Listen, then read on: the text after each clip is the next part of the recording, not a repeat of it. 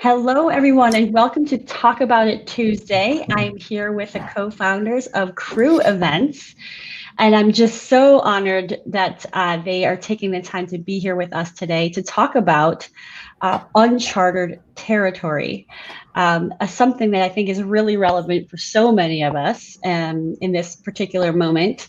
And just to let you guys know, for those of you watching, this is streaming on Facebook, Facebook, LinkedIn, and YouTube. And we welcome any questions you may have as we go through. And please know that there is a lag, a slight lag in terms of when we'll see your question come through or comment. But, I worked with both Sam and Polly in a previous employer. And so I know firsthand what amazing badasses they are. And I want to toss it over to you guys to share whatever you want about who you are, what you do, why you're here, and just kind of take the mic and, introduce yourselves. Sure. So thank you first, Tosca, for having us. We've watched several of your Talk About It Tuesdays, so excited to finally be here with you.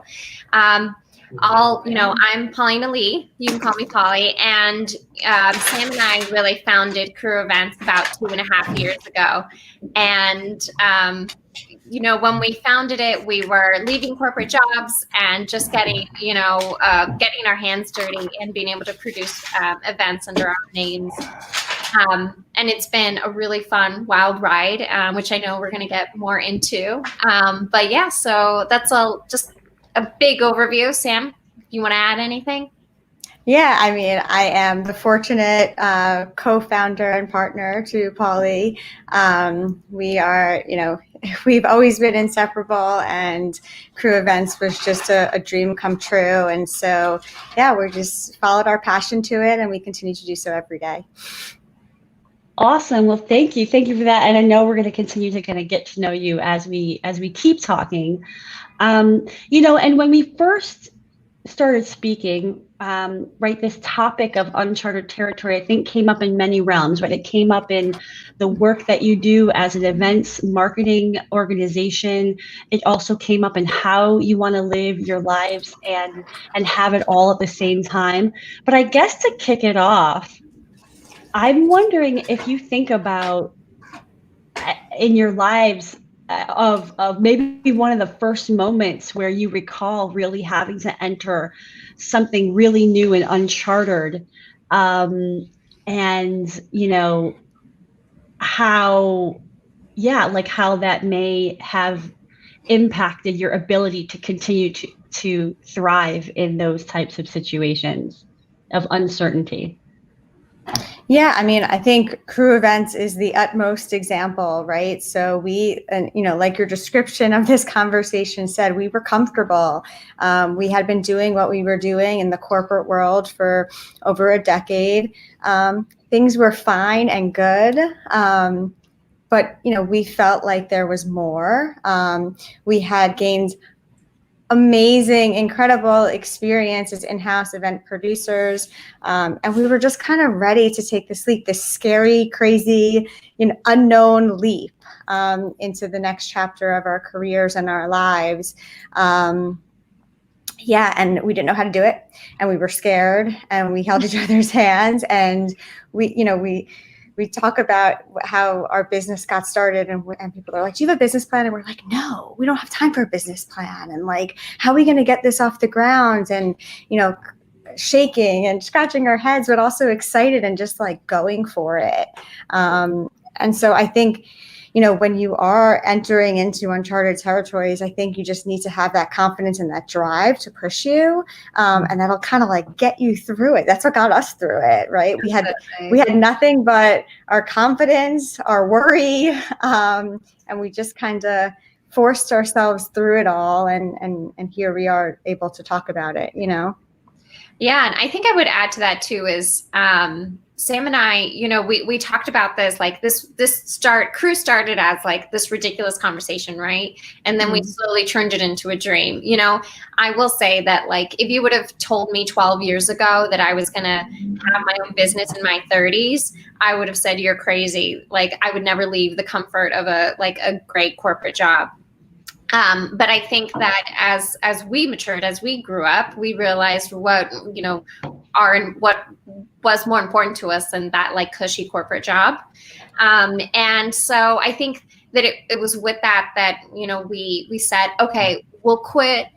Then we'll tie the pretty bow on that business plan. And, you know, we'll then have time, you know, because for us, I feel like as adults, we're always like chasing time.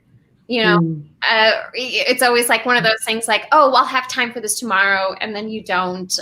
And then, so here we are, like, about to launch. We're like, you know, like Sam mentioned, we had a business plan. We were like, we'll put the pretty bow on it as soon as we quit. So we both quit. And like literally within, I think 72 hours, we had booked our first event. And we were like, okay, and we're going. So much for like a soft launch and a real launch. Like, we have this whole like thing set. And then we're like, no, we just need to go. We're not going to say no to business. It was great first business. There's still some of our favorite clients, you know, the first really bigger job that we booked. And, you know, I think that was also part of the Unchartered territory, is just, you know, seeing that people that already had a confidence in us. You know, we had our own confidence, but as soon as we told a few people that we were going to be in this new world on our own, people were just excited as we were, and they joined us for, you know, that first journey, and thankfully have stuck around. Yeah. Oh my gosh. There's so much in what you guys have shared already that I'm just like, that's like super juicy. Because, you know, you talked about, right, like you turned your dream into reality, and there are so many people where it just stays a dream, whatever it is, you know, whether it's, you know, doing something on their own, whether it's writing a book, like whatever that dream is. And so what for you was like, did you have an aha moment when you were like, no, this is happening? Or like, was it embedded in you? Or like, did you grow up in families where you were encouraged to take risks? Like, what do you think helped you go from dream to like, no, actually, we're doing this? I'll jump in. Yeah, I'll say, you know, we both come from a line of I can't say that word. Entrepreneurs. And, you know, so that's ingrained in us. You know, it was still hard to take the leap, but I think we were both at a point in our careers and our lives that it's almost like you ask yourself, if not now, then when? And so, you know, I think we just kind of did it. Like, we just like made the decision to do it. If we took any more time to make the decision, then we probably wouldn't have done it. And so, yeah, you know, we have the most incredible support system you could ask for, both of us, encouraging us and pushing us to do this. That, alongside with our confidence and our experience and the relationships that we were able to establish in our corporate experience and whatnot, it all kind of aligned. It all kind of just helped us make that decision at the right time, you know, at the time that we made the decision. And I truly feel like it was now or never, you know? Yeah. Or then and never. How about you, Polly? Do you also come from a line of entrepreneurs, or like, what was your experience with going from dream to action? Yeah, you know, I think that I think I do, definitely in a different way. I mean, I think Sam's dad is like entrepreneur number one. or number one entrepreneur rather. But I actually think that a lot of just of my upbringing actually made me more of a risk taker. Being an immigrant to this country, you're already a risk taker. Like my mom, my parents like took a risk for us to be here. Even though my grandmother was born and raised in America, it didn't mean that it was like an automatic, easy thing for my family to do and to transition to from Mexico. And I do think my mother has always just instilled in us, like, if you want to make a change, make the change. If you want to try something, try it. I think my mother has always been an incredible, support system in saying, like, it's okay if you fail. I did choir for 3 years, and then I finally owned up to the fact that I'm not a vocalist. I'm like really not. I'm basically tone deaf, but I tried it for 3 years, and my mother was totally fine with me saying, like, it's okay, you tried. So I think it's just one of those things that my mother being such an incredible support system for me growing up. When I told her that, that I was going to be leaving what, to our family was like a dream job, working for Univision. I remember calling my mom and telling her that, and she just thought that I had won the lottery. And so when I was calling her to tell her that I was, changing my plans and pursuing, the real dream, there was nothing but pride and confidence on her side as well, saying, you know what, you've done it so far. Who's to say that you're not going to be successful here as well? Like, go for it. So I think, always being able to have that kind of support has definitely been, what makes my risks into rewards. Yeah, I love that. And I think that, for those that I mean, you've talked about the continued support when you mentioned, doing this. And I think sometimes for people, when they don't have the support, on the home front or with the family or with the people that are closest to them, there can often be a hesitation to actually go get that support, right, from where you can find it, because it is out there if you allow yourself to receive. And that's a little bit of what I heard in your story, which is that you allowed yourself to continue to receive that support from wherever it came. Absolutely. And with each other, I will say that, I don't know if I would have gone at this by myself. I think that asides my mother being, my number one, support system, or my number one fan, she's at the end of the day not going to be the person that I'm talking finances with every day, or that I'm trying to figure out a new social media campaign with.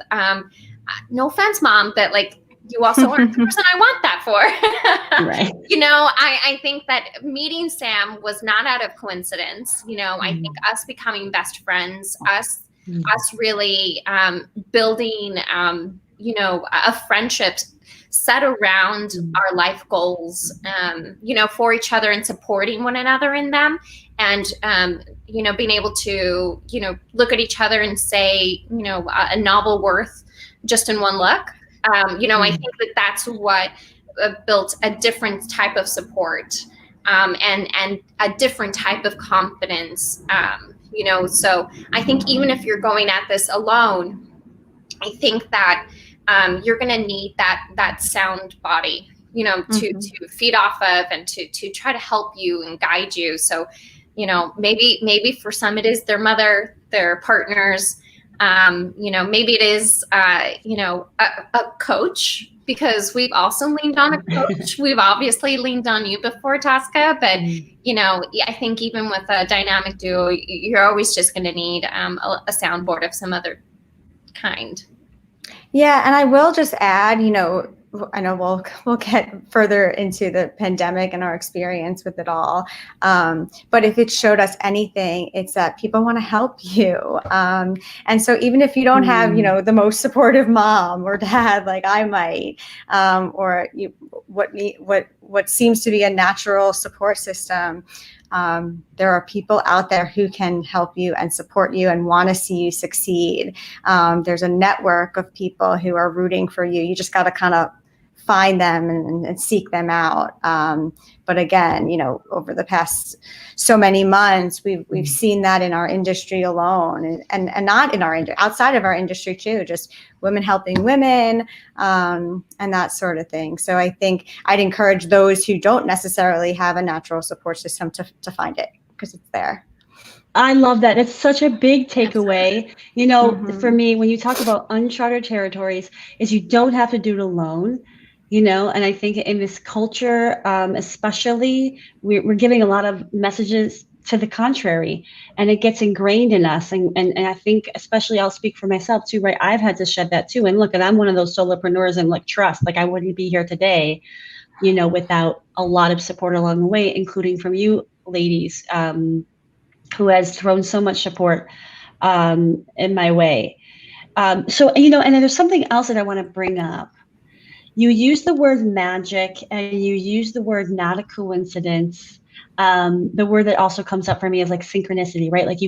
You talked about you guys met for a reason, and then magically, you had this client day one after you started your company. And I link that also to something that you talked about in terms of being in alignment, in alignment with yourselves, and trusting and honoring the truth of what was in your heart to do. And so as I kind of bring those topics together, what comes up for you in terms of uncharted territories, magic, coincidences, and alignment? What's there for you to share? Yeah, I mean, I will say Crew wouldn't work if Polly and I weren't as magically in sync as we are. It's founded on, the fact that Polly and I have the same values and the same beliefs, and we want the same things. I mean, it might look a little different person to person, but our number one priority is family, right? Family or family at this point. But something that we couldn't attain in the corporate world was, the magical, beautiful thing of a work-life balance. And I say that, iffily, because it's not so much a work-life balance, the description of this conversation. It's not the this or that. It's having both at the same time. And so we continue to think about that, even when business was great, pre-pandemic, and we were feeling really, really awesome and confident about the work we had. We had to remind ourselves sometimes, remember why we started Crew, right? And we kind of always go back to that. And it helps us succeed at the end of the day, because we're happier, knowing that, we can be ourselves and we can enjoy doing what we love to do professionally, but we could also enjoy our family and friends and the other things. And so I think that's honestly what keeps us going on a daily basis, pre, during, and post COVID. Well, and that you bring up a great point, and that leads to a question that we just got, which is, you talk about how incredibly important it was that you two are in sync, and that you two are aligned, and there's magic in that. And I think when we enter uncharted territory, sometimes we have to assess, are the right people around us, and are they still are they still is it in our best interest to have these people around? Because some people can't come with you in that boat, in that when you're going to that island that you don't know where you're going.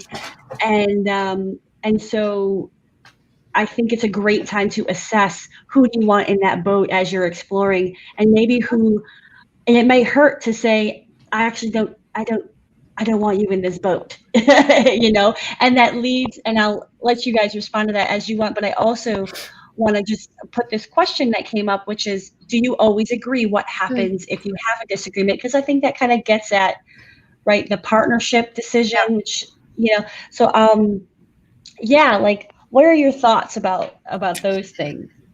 Yeah, I will say, first to your first point, Tosca, I think that there's definitely that that part of like, you know, we're only 2.5 years in, and we're very, very fortunate that we have not really had to have those like tough conversations around like, you're not bringing that positive greatness to our business or to our vibes, etc. We've been very, very, very fortunate that we have never had conflict. But I will say that Sam and I have had conversations around like continuing to do business with certain people, not because of necessarily a personal relationship in the way that they affect us, but more around the respect they provide Crew as a whole. And, you know, I think that part of the reason that we started Crew is because we wanted to be respected as event professionals. And at times, you know, it's very rare, but, you know, not everyone's perfect. You will have a client that does not treat you like a human, you know, and Sam and I, last year, we made a decision to part ways with a certain brand, you know, and I think that that was hard for us because as a new company, you're going to say, you know, yes, you want to say yes to every single business you get. But at the end of the day, you know, we have to say, does this company actually fit within Crew's values? Are they the kind of brand that we want to represent? If they're treating us like this, how do they treat their employees? And therefore, how are they representing themselves? So we made the decision that, you know, it was best to not continue to do business with them. And I think that that's, you know, an incredible ability to have as business owners, to be able to have that control of what your brand represents. But to Sarah, and then I'll just chime in, because talk about uncharted territories. That is an uncharted territory. The moment we made that decision, we kind of like looked at each other and we're like, can we do that? Like, can we say no to business and to a client? So, you know, it's an example of like scary, crazy, unknown, that if you feel okay about it, like if that's what you feel strongly about, then you just got to do it. And we did it and we moved on, and, you know, looking back, no regrets. Like that was the right decision for who Crew is, you know? Oh, sorry. I was just going to answer Sarah's question and just didn't want to ignore her. And do we ever disagree? Yes, definitely. 100%. We're humans. I would be disappointed in us if we always agreed on everything, because that would mean that we were never challenging and growing, trying to push ourselves to, you know, a better solution for the client or for our brand. I think that, you know, when we come to the point where neither of us can make the decision, we'll take polls with our sisters, our, you know, our family members. Sometimes we just have to say, okay, it is clear we both are standing very firmly on opposite sides of the road. Let's circle back on this tomorrow. You know, the whole like sleep on it is something Sam and I definitely do. And, you know, because sometimes it just, you know, especially I think this last year, we're all staring at it for so long, all day, every day. And then when we're not, we are just being attacked with negativity going on in the world. That sometimes it's hard to have a productive conversation.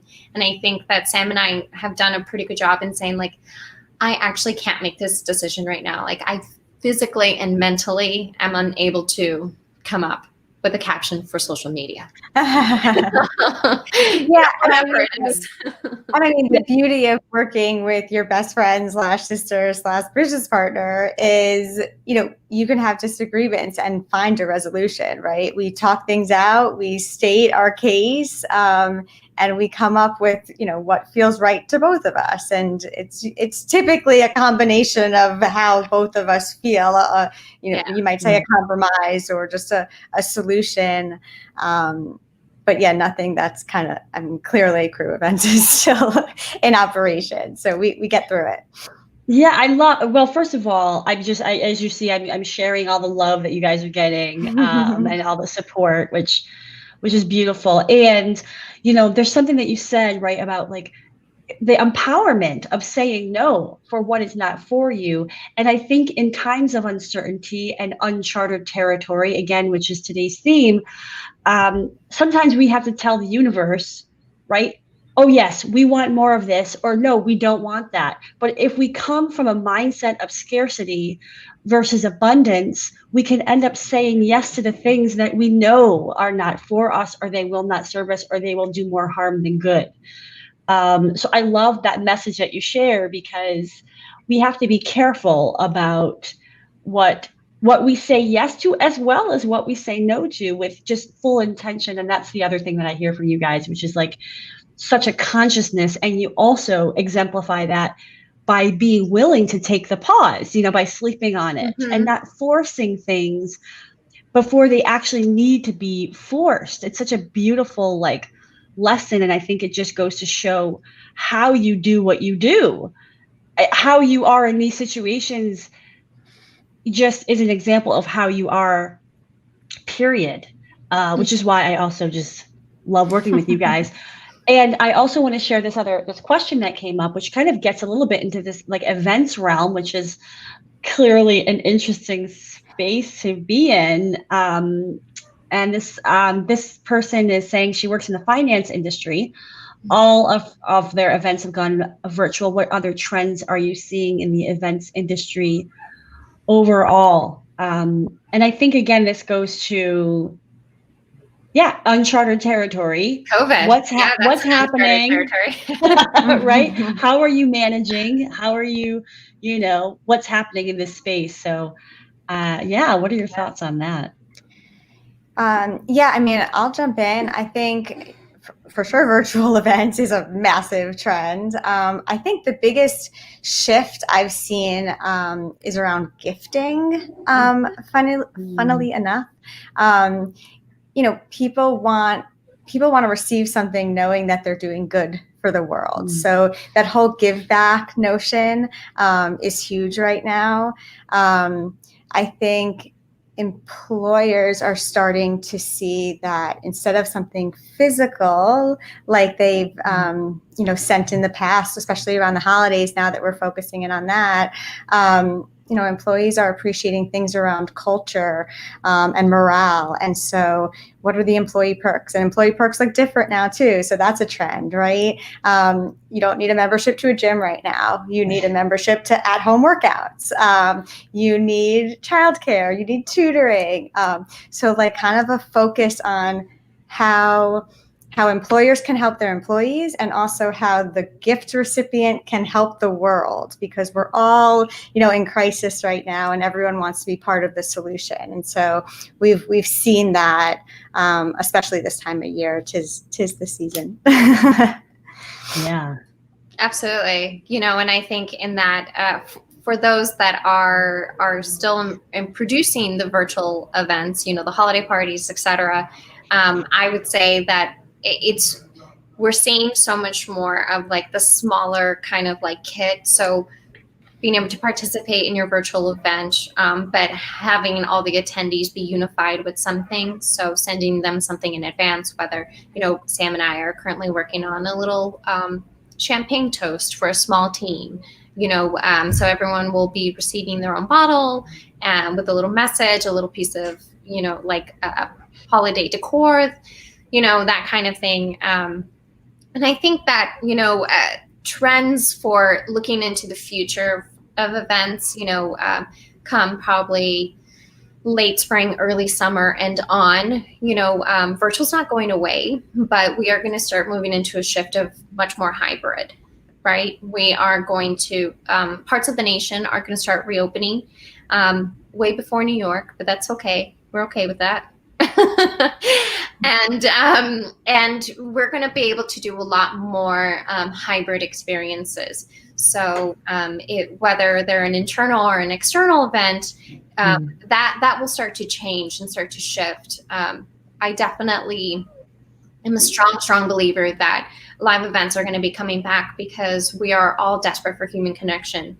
I cannot wait to hug every single person I don't care who they are. You get a hug, and you get a hug. Exactly. Everyone's going to get hugs, whether they want them or not.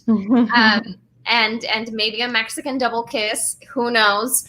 But you know, I think that the live event component is coming back, is going to be part of our future. But I do think that as the vaccine rolls out within the next year, there's going to be a major shift into hybrid and what that looks like. And I'm excited for it. Sam and I have been doing hybrid type events for the last decade. We just didn't know it, that we were slowly preparing for a pandemic. You know, so I think that kind of that fusion of, you know, what the experience is from home versus what it is in person, and making sure that all the attendees somehow feel connected. I think that's going to be an awesome next trend for events. Well, you clearly, you know, you guys are on it. You know, you're so connected to the trends you've always been. And I want to back up, and there's another question that's kind of related to backing up, right? In terms of you're in an event space and the pandemic hits and there's two of you and you have bills to pay and all of that. And so, you know, part of what I wanted to ask was just kind of rewinding a little bit from this tactic conversation and saying, and how do you go from I have a thriving business to holy shit, I can't execute any of these things I had planned overnight? And kind of related is this question from Joanna, which is, what has been the biggest challenge for you to pivot to virtual events, and what have you been doing to stay relevant during this time? So I will hand it over to see your thoughts on these things. I think the biggest challenge in pivoting to solely virtual events is communicating their importance to our clients, and educating our clients on not only the fact that they need to, you know, produce virtual events, but also the costs behind them. Everyone thinks that just because they can't touch it, that it should be free. And virtual events done appropriately, with, you know, to ensure no glitches, and you know, with enhancements that will create engagement and memorable events, period. It costs money, right? Nothing is free in this world. And so being able to, you know, convince our clients, or not convince, rather educate, you know, our clients on that has definitely been probably, I think, one of our largest challenges, because everyone wants that perfect virtual event, but no one wants to pay for it.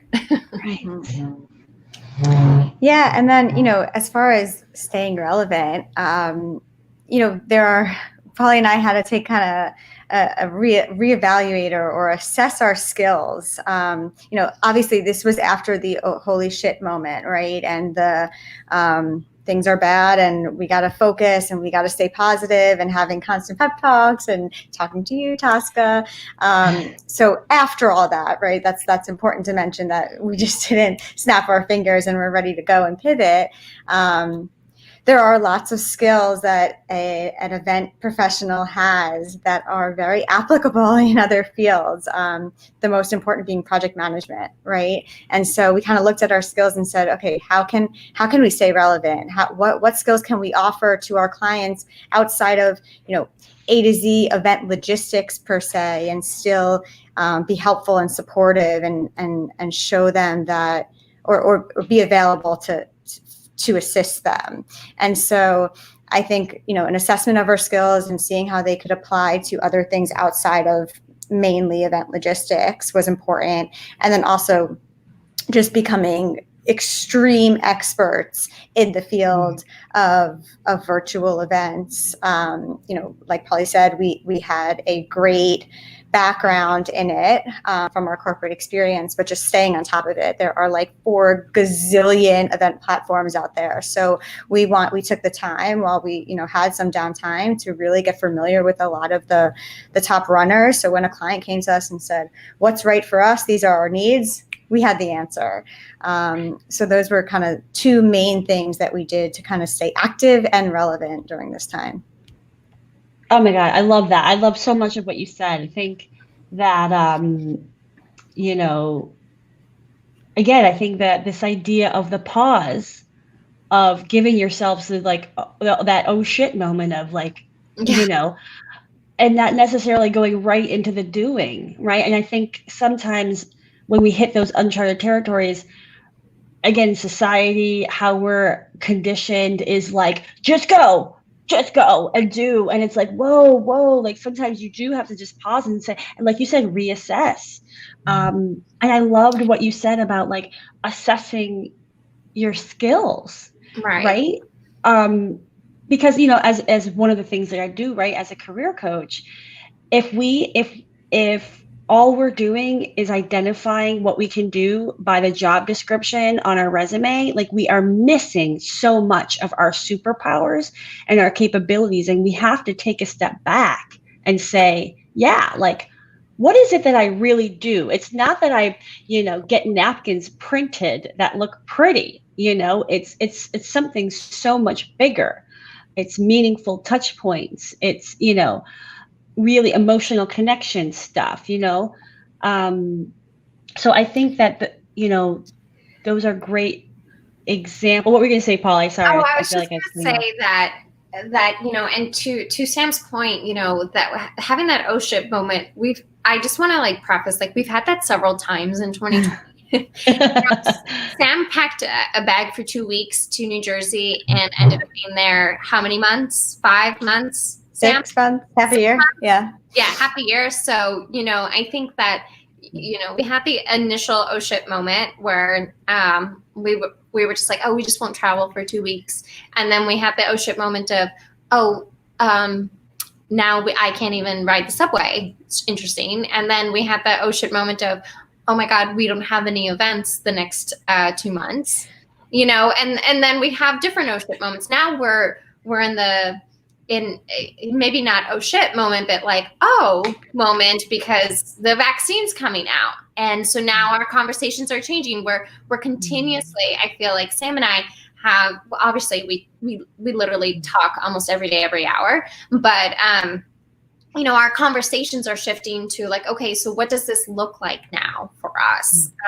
What does that mean? And honestly, I think the most important conversation that we have has always been around cruise financial planning, making sure that we are financially set, like cruise financially set, not just for the next 3-6 months, but for the next year to 2 years, making sure that we're good on our overhead there. And I mean, I will say that like our big supporter here is Aaron, Sam's husband, who helps us keep our bucks. I just have to call him out because thank God for him. Or I probably wouldn't have hair on my head over all of this.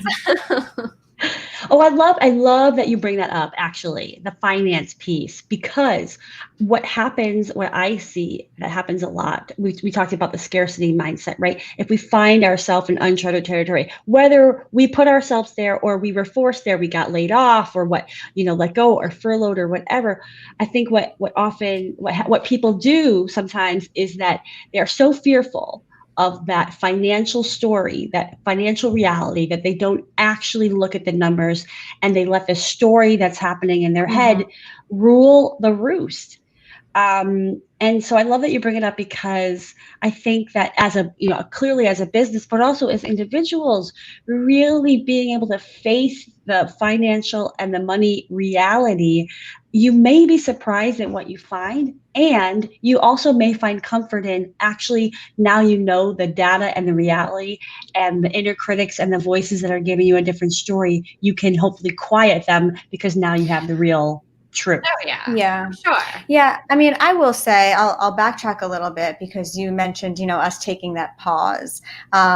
I will say most, if not all of the pauses that we've taken are not intentional or purposeful. They are just because we literally can't, we have to take a second. We're unable to move forward without taking that moment, especially, when the pandemic first hit, like, we were in bad places, as the rest of the world was. And so, getting back on our feet and sending emails to our clients and, the infamous pivot was just like literally not possible.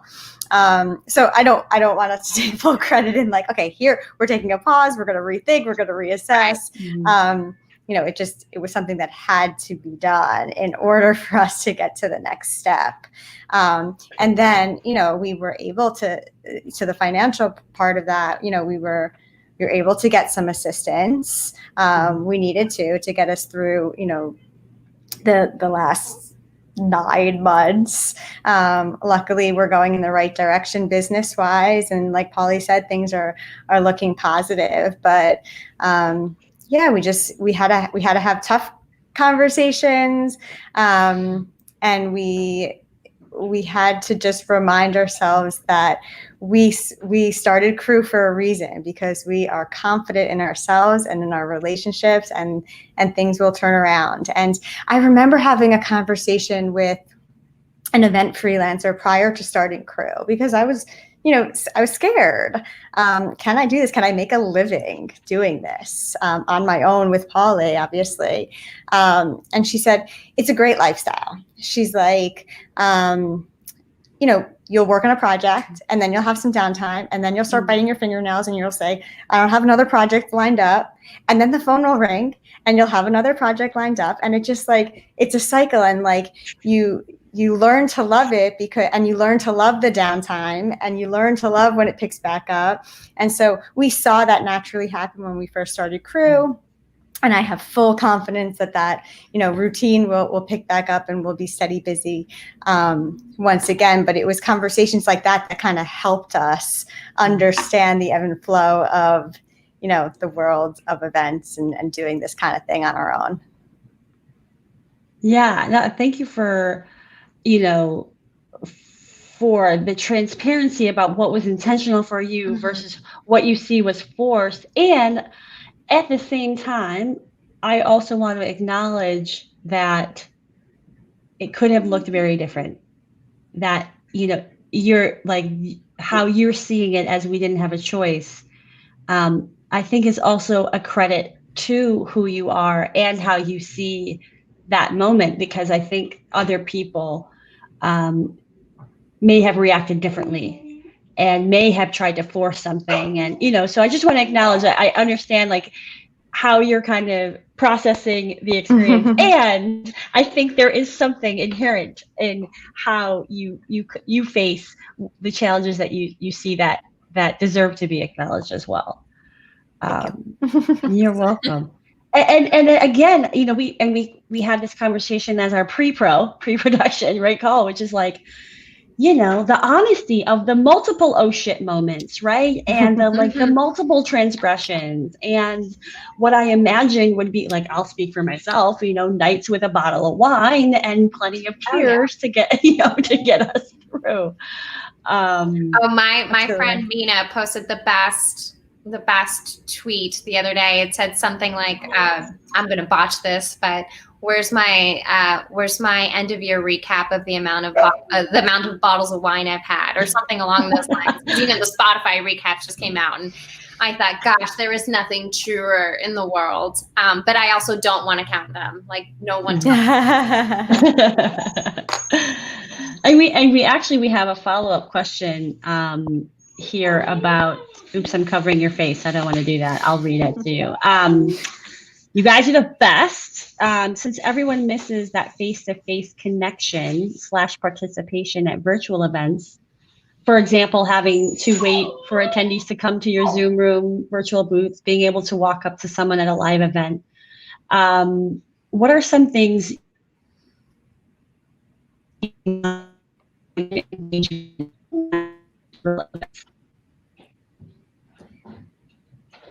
Tosca, can you repeat that last part?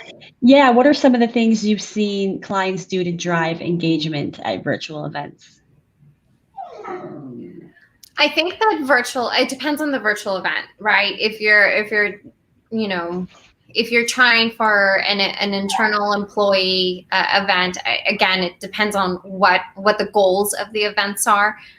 Just assuming that this is like a B2B type of event, I think that setting up smaller engagements, with smaller groups so that you can have that face to face. Like, I think one of the greatest things I've seen done is a lot of, everyone's doing some kind of cooking demo with that celebrity chef.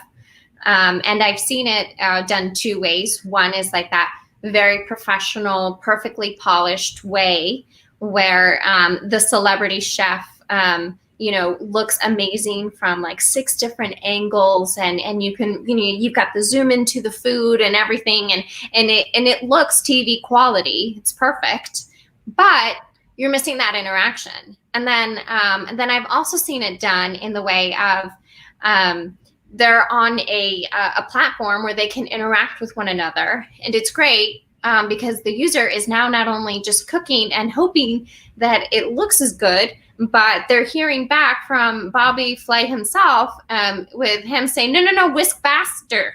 You got to really put your wrist into it, so I think that it depends on what your goal is for your audience. And sometimes production value isn't the right solution. Sometimes it's that interaction.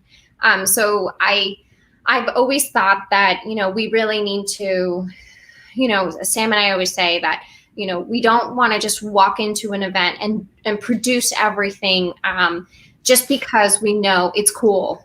But we want to do something to ensure that it is the right solution for your audience. So I think having a conversation about your audience, your event goals, what your measurement is going to be, and then building the interactions from there. Yeah, and I'll just add, I think we've seen in the virtual landscape, personalization is big because there's so much of us sitting on one side of the screen, looking at someone who's speaking at us, and little to no interaction. There are ways to kind of infuse personalization, whether it's, a speaker calling out someone who is participating or attending, or posting their name in places, unexpected places. And also, honestly, people haven't changed. So people like to see themselves. They like to take pictures of themselves. They like to be incorporated into the content. So giving them those opportunities, like you would in a physical environment, in the virtual environment as well, whether it's through a digital photo booth or a video booth, or just, a compilation of things that were submitted prior to, but just kind of getting them into part of the action and infusing them into the content. I think we've seen success there as well. And then the other point I'll make is just, we were kind of talking about this earlier, is kind of just like recognizing or acknowledging that everybody is home, right? And so somebody has their dog at their foot, someone's child is in the next room or in the same room as them, and just kind of, in essence, incorporating that, right? So take a selfie with your dog, or here's a coloring book for your child while you're attending this meeting. Just like not forgetting where we are and the situation we're in right now, I think goes a really long way as well when it comes to engagement. Absolutely. Yeah, those are great points. You guys are getting all this free advice, for all the watchers out there. And something I want to go back to really quickly that you talked about, that certainly I resonate with in the work that I do as well, which is you have to educate people, right? About, oh, hey, by the way, this isn't free. And oh, by the way, if you really want a glitch-free situation, I'm going to need you to upgrade your Wi-Fi stuff, all that stuff that people they don't have to think about, or they haven't had to think about, or that like, hey, your time is still your time. And it doesn't mean that, activity goes from, it decreases at 500% in terms of price or something like that. And I think it makes me think of, the need to delineate between, in the world of uncharted territory, where do we have to re-educate or relearn or unlearn, or learn something new in order to navigate and to stay whole, whether that's whole in our paychecks, whole in our value, whole in what we need. Like you were saying, Sam, even with like oh, hey, by the way, I have a dog that has to go out to walk in like 10 minutes. And so you're probably going to hear some whining, and like I have to, so part of it is like being transparent about that or what, but so I'm curious, like, in terms of uncharted territory and those themes of education, like what do you think people need to know, whether it's in their personal lives or in building businesses, as it relates to that? Oh, I think the number one thing right now is just being able to be flexible. I think flexibility and just being understanding goes such a long way right now. I think like, I am like, especially through this pandemic, like my OCD has like really shined. Like, I have like, especially in the spring, I was like such an insane person about cleansiness that I even like gave myself an alternate personality. Linda, the crazy Linda was back, and so I think that it's one of those things though that I was, just trying to control certain things and throughout this entire year of uncharted territories, having lost so much control on everything, I think has really taught me on a personal level, like what it is to be flexible and what it is to really listen and to be able to, I feel like all of our different relationships with everyone, whether it be our family and our friends or our clients, our vendors, etc. Everyone needs something different right now, right? But one thing we all need is to be flexible with one another and to be able to just, I have a friend that solely needs to just, drink those 2 bottles of wine with me. That's totally fine. I'm totally down for that. And then I have another one that just needs me to shut up and just listen on the other end of the line, because of what's going on, with them and being able to share their emotions. So I think in that, like, we're just used to being able to like go out to brunch and everyone just gossip about, the latest shows, etc. And we're not quite there yet. So being able to be flexible with our relationships, with our days, with our minutes, and listen, because I think listening is really going to go a very long way right now. Yeah, and I think we spoke to you, as a professional coach early on. Maybe it was in April, and you gave us some awesome advice that I'll just share here too. Honesty, right? And so when we were thinking about, how do we reach out to our clients right now? Do we just be like positive and peppy and just like same old crew and just keep going on, business as usual? It seemed awkward. And you advised us, no, just, ask your clients, say like, ask them what they need, ask them what's going on, let them know that if now is not the right time, we get it. And so I think just kind of having candid conversations is what people are appreciating right now. I know we are. Let's not mask the situation, right? We're all in the same one. Yeah. And so just kind of, having open conversations with one another and seeing how we can best support is a huge learning right now. Oh my gosh. I thank you for sharing that. And it's like, I wrote down these 3 themes that you share, and they sound so simple, but, as we, put tools in our toolbox for, how do we get through these?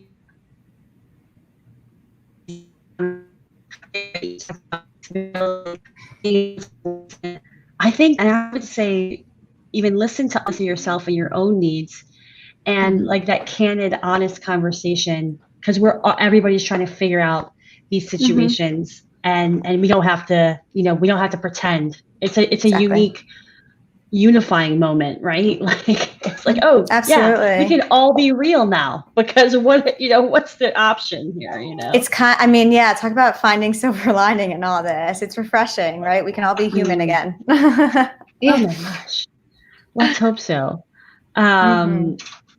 Yeah, we have another question too around the events piece, and I think it's interesting because it's just this unique industry that has to get really creative. And so the question is, do you think virtual will stick around? Like what will happen, like you said, as vaccines are available and some things can get back to that face-to-face? Yeah, what do you think is sticking with everything we're learning right now? Virtual staying. I think we are going to move to the hybrid model. I mean, we won't be moving into a hybrid model until I'm just going to guess here, early summer. Come summer, come June, July, we'll start to successfully see hybrid. I know that it'll obviously start with social, right? I think that, sorry, but like social is going to be the guinea pig. See how it does. It has been the guinea pig throughout this last year, and unfortunately, it's been the root of a lot of spread. But I think that corporations will continue to take their beat, make sure that they are being compliant with CDC guidelines, and that, come once it's safe, once there is, at least a third of the population is vaccinated, I think we'll start to see that hybrid model. But virtual will definitely be here through 2021. And there are key events happening in our industry that really lead us to know that. For example, CES investing in an all virtual event. That is major. And that is going to set a new standard for virtual moving forward, not just for 2021, but for our lifetime. South by Southwest already going virtual, Cannes already having conversations about them doing some kind of a hybrid, smaller model with not so much international travel. And I think that there are already, you already see the trends for 2021 and how virtual is going to be evolving. It's just being able to take a beat and seeing, where will my event fit in this, in that landscape. Sam, do you have anything to add to that, or? Yeah, I mean, I think we'll have to be safe, right? We can't rush to anything. To Polly's point, I think there are ways of approaching hybrid in a safe way. We've seen the social distance, drive-through type experiences and the drive-ins.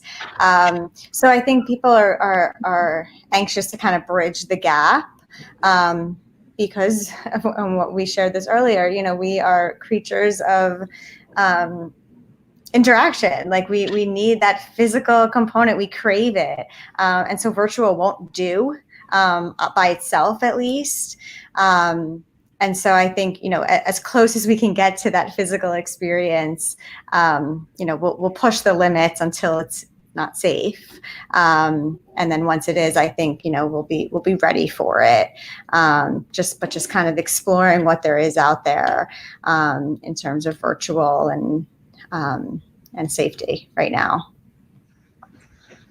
Yeah, well, thanks for your insights on that. And, one of the things the word that comes up for me, we haven't named it yet, but, what I hear is creativity, being such an important element of uncharted territories, and even finding inspiration for that creativity. Yeah, I mean, I'll just jump in. We've had conversations with people around holiday parties, and I think, a lot of companies for so long, for decades upon decades, have been booking the same holiday party year after year for employees to come and get wasted and not remember it the next day. And now's the chance for them to do something different, a little bit more impactful, a little bit more memorable. And it's that creativity component. It's like, you don't have, you cannot do what you've always done. You have to do something different this year. And they actually, it's a good thing. You're like, they're into it. And so I do think, those types of things may stick. I mean, yeah, we'll do in-person things too, but the fact of like bridging out from what we've done over and over and over and over again to doing something different and unique will be a lasting, impact of all of this. Yeah, well, and I know you guys have creativity in spades, so your clients are lucky to have you. All right, so I can't believe we've been chatting for almost an hour. I can't believe it. It's like I feel like we need a part two. You've shared so much of yourselves, of your journey, your wisdom, your experience, and I know that the viewers live and the viewers after the fact will have so much to gain. And I'm wondering, as we close out, is there anything, two things. Number one, is there anything else that you feel we didn't cover that you think is really important for people to know or hear or have a tool in terms of dealing with uncharted territories? And then secondly, I really would love for you to, again, share a little bit about where people can find you, how you can help, and just get that word out there, because I'm sure there'll be lots of interest after this. As far as like things that people can do, or because you make a really good point, Tosca. Obviously, we are still in neck deep in probably the mother of all uncharted territories, and so I think the only thing I would end it with is like, even after the pandemic, Sam and I are still going to be in uncharted territories. I think there are still things that we will forever grow as and need to grow as individuals and as a company. By no means do we think that after the pandemic is over, everything's going to be like perfect and will be perfect all of a sudden. It's I think that like areas of growth is going to just be it's a lifelong goal, right? To forever grow. So I just do want to preface that I think becoming comfortable with change and becoming comfortable in the uncharted territories is going to build a stronger brand, a stronger person, a stronger family, a stronger everything. So being able to face that every day, no matter what it is, and as to what you were saying about resources, I turn to books. I often turn to stories of mostly of women who have gone through far worse than me, and really look for them for inspiration.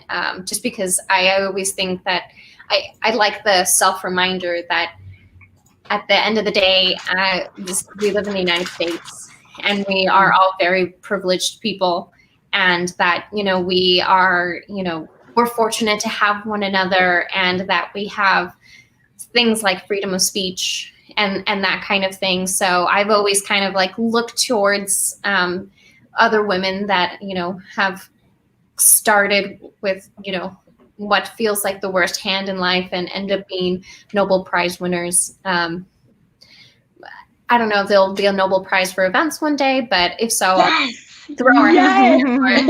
Let's put it out there. Yeah. Absolutely. Thank you. Wow. Yeah, that was beautiful. Yeah, and I'll just add, I think we used to say it pre-pandemic, but I don't think it really meant what it means to me now until I experienced, everything going through the pandemic. celebrate the wins, celebrate the small wins, right? And I used to have these pep talks. I remember when I was on maternity leave with my oldest, with my son, and I would chat with my sisters, and I'd be like, I brushed my teeth today. I took a shower today. And like, those were like massive wins. And like, I just like, I didn't cry today. Like, I remember like, and for all those mothers out there, like you can certainly understand, but maternity leave is not a walk in the park by any means. And I remember having to kind of like celebrate those small wins in order to kind of get me to the next day. And the same thing through the pandemic, right? Like, there were bad days, there were good days, and there were small wins, and we had to celebrate the small wins. And I think we'll continue to having to do. I mean, we have to do that to stay motivated, to stay positive, to move forward. And so that's something that I will keep with me as we hopefully make a turn for the better. Just staying positive and realizing your accomplishments, no matter how big they are. Yeah, what a great message here, and again, more love coming at you. And I think I just want to end to say you guys have exemplified this idea of living an and life, right? Like, you've had corporate careers, and you've chosen your families, and you've built your own organization, and you've said no to what does not serve you, and so what a great inspiration for how we can all rethink and reconsider what's possible for ourselves.